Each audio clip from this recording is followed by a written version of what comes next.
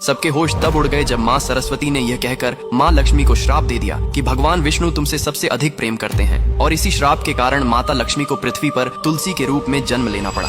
कहानी उस समय की है। वैकुंठ लोक में माँ सरस्वती, लक्ष्मी और गंगा देवियाओं में बहस हो गई कि तीनों देवियों में से भगवान विष्णु सबसे ज्यादा प्यार किसको करता है। क्योंकि सरस्वती ज्ञान, विद्या और कला की देवी थीं, लक्ष्मी धन, वैभव और समृद्धि की देवी, और गंगा पवित्रता, शांति और शुद्धता की थीं। भगवान विष्णु तीनों का समान आदर और सभी से समान प्रेम रखते थे। लेकिन तीनों देवियों के मन में यह प्रश्न उठने लगा कि संसार में सबसे अधिक महत्व किसका है, ज्ञान का, धन का या पवित्रता का। यह विचार धीरे धीरे बहस में बदल गया। नारद मुनि भी वहां पहुंचे और अपने स्वभाव के अनुसार अलग अलग दृष्टिकोण रखकर बहस को और गहरा कर दिया।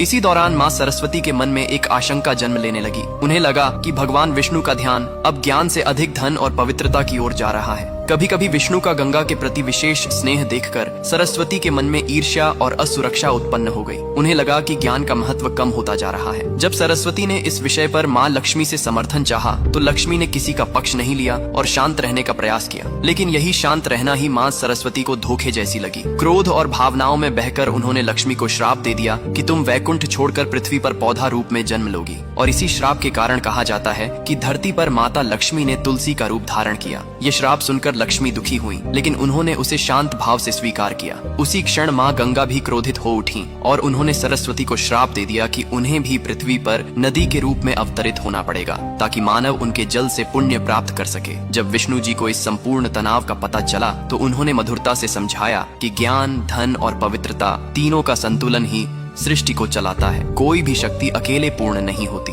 धन और ज्ञान दोनों का मूल्य है, पर ज्ञान बिना धन का सही उपयोग नहीं कर सकता और धन बिना ज्ञान उपयोगी नहीं रहता। इसीलिए दोनों का संतुलन आवश्यक है। विष्णु ने लक्ष्मी को आश्वासन दिया कि पृथ्वी पर उनका तुलसी अवतार भी अत्यंत पवित्र और पूजनीय होगा, और सरस्वती व गंगा को भी उनके दिव्य उद्देश्य का बोध कराया। अगर आप मानते हैं कि जीवन में ज्ञान, धन और पवित्रता तीनों का संतुलन ही सच्ची सफलता है तो कमेंट में लिखिए जय श्री हरि विष्णु।